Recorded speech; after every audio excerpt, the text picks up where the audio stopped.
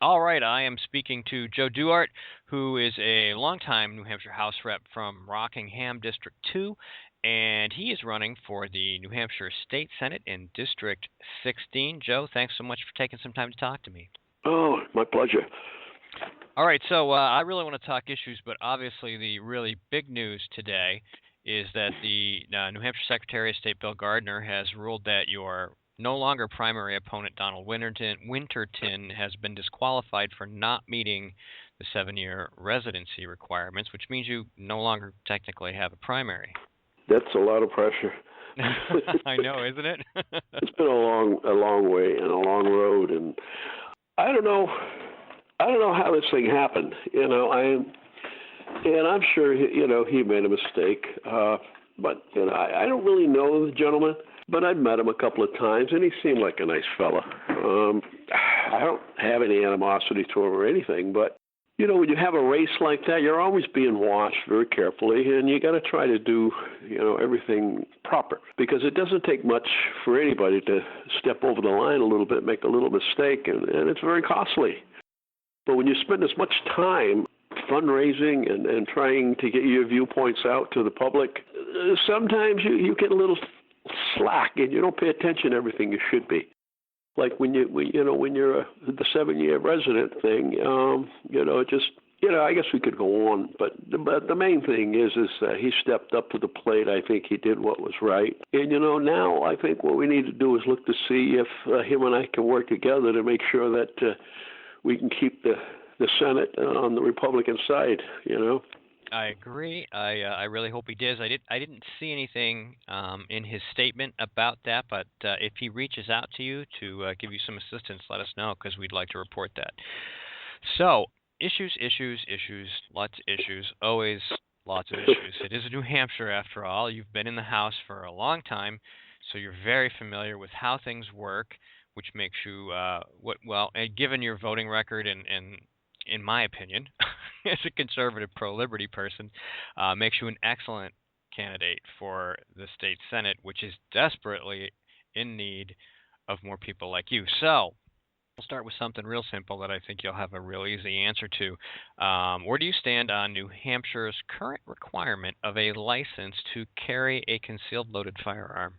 Well, we have the Bill of Rights, we have the Second Amendment, and anybody should be able to protect themselves. So I've always voted with the Second Amendment and to protect people's rights.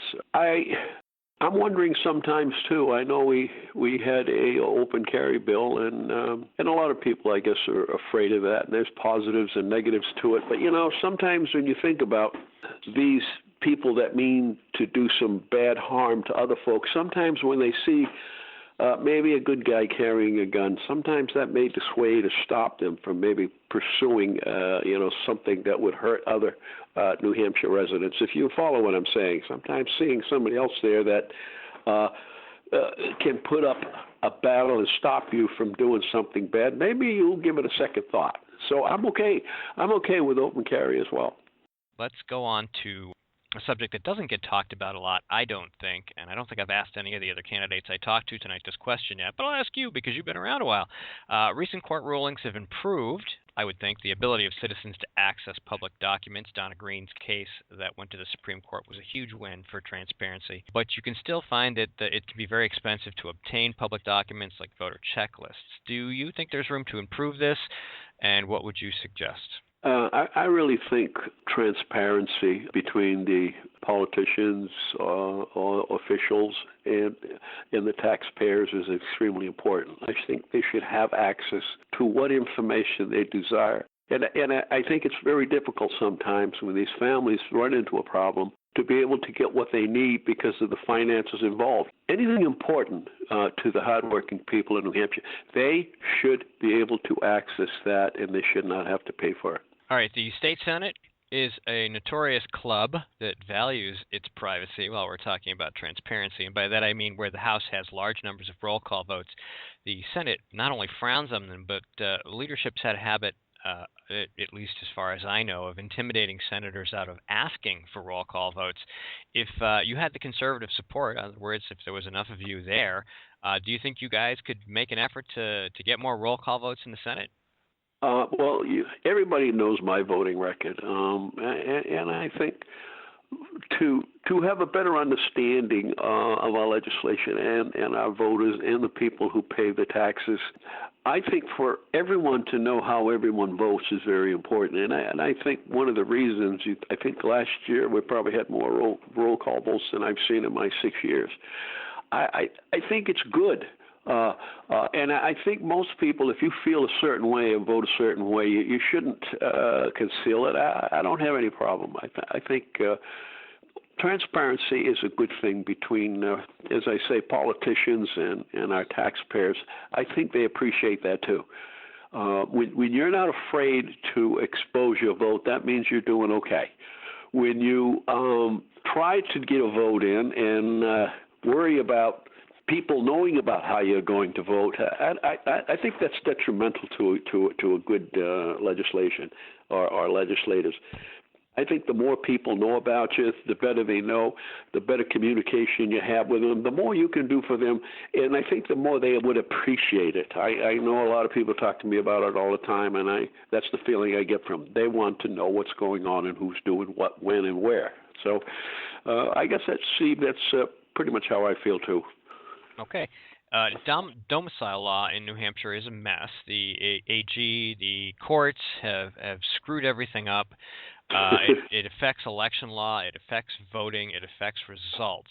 What would you suggest we do to try and clean that up, tighten it up, and really improve our election integrity? Well, as you know, I came to America when I was 6 years old. It is a big difference when you come here invited. My grandfather was a merchant mariner and worked for the United States. That's how my dad got here. But when it comes to getting to the poll, I don't think, that we do a good enough job of making sure that people who vote here belong here or deserve to vote here. I think we've seen it in the past. There has been some voter fraud. I think you need to start every time we have talk about some of the rules. Somehow they get bypassed. We don't get to do them. I think, listen, you need to show a driver's license for anything. You try cashing a check or anything. So identification as to who you are, to identify whether or not you qualify to vote or not. I don't think that takes away from a person's right to vote, and that excuse doesn't carry much weight with me. I think if you're a legal person to vote in this state, then you shouldn't be afraid to show some identification to prove that. And I know a lot of people are against that, Steve, but I think voting is one of the best gifts that we have in this country. A lot of people don't even use it, but those that do should be legal to vote, and I hate people who do things that are not legal. Do you believe that occupational licensing is excessive in New Hampshire, and if so, how do we address that? I think one of the big problems is our small businesses are being choked, between federal intrusions and all of these restrictions and rules.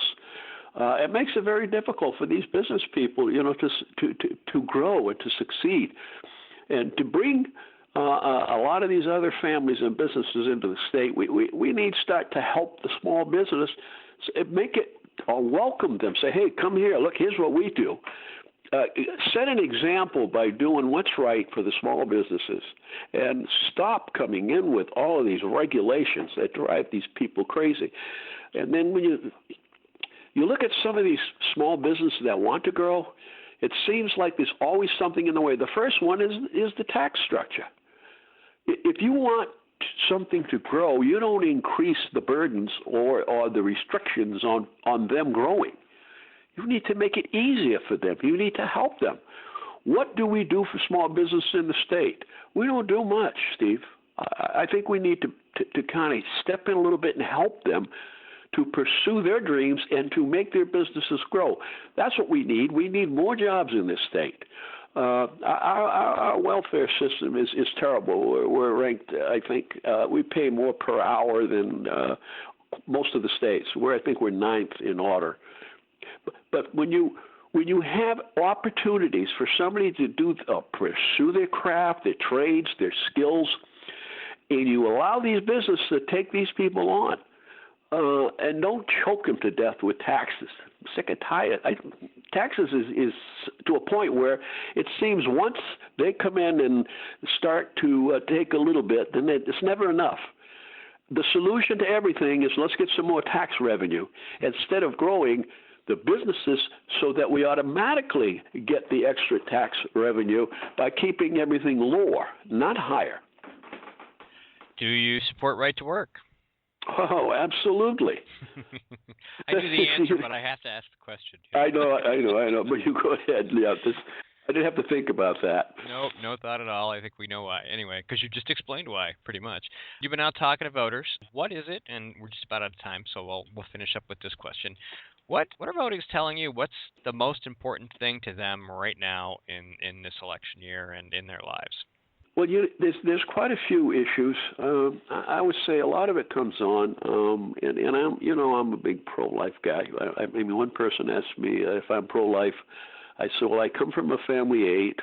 I got 9 grandchildren. I got 1 great-grandchild. Does that tell you how I stand? I think families is probably one of the strongest things that we have to build our society, and I'm a big family advocate. I think without strong families, we really have nothing. I would agree. I really would. All right, so how do people reach you if they want to help you with your campaign? Well, there's my website, which is joeduarte.org. I also have a Facebook page on that, and there's a donation page on there. There's also a new Facebook page for me, and there's a link from my website to that Facebook. I think you answer. If you go through that, you will see all of the people that have endorsed me. You'll get a pretty clear picture of what I am, what I stand for. And donations, of course, are always the lifeblood. All right, so for those of you listening, it's Joe Duarte, DUARTE.org. And Joe, thanks so much for taking time to talk to me. Oh, no, thanks for getting the word out to my people and my neighbors. Thank you, Steve, very much. All right, you have a great evening. You too, sir. All righty, bye-bye. The 603 Alliance is hosting world-renowned author Trevor Loudon in Nashua for the New Hampshire premiere showing of the new film based on his best-selling book, The Enemies Within. The premiere showing is next Friday, September 16th, 7 p.m. at the Crown Plaza in Nashua. Tickets are only $10 per person. You can reserve a spot in advance and pay at the door, or you can pay online at 603alliance.org. If you would like additional information about the event or Trevor Loudon, please contact event manager Dial Lothrop at 603-864-9287.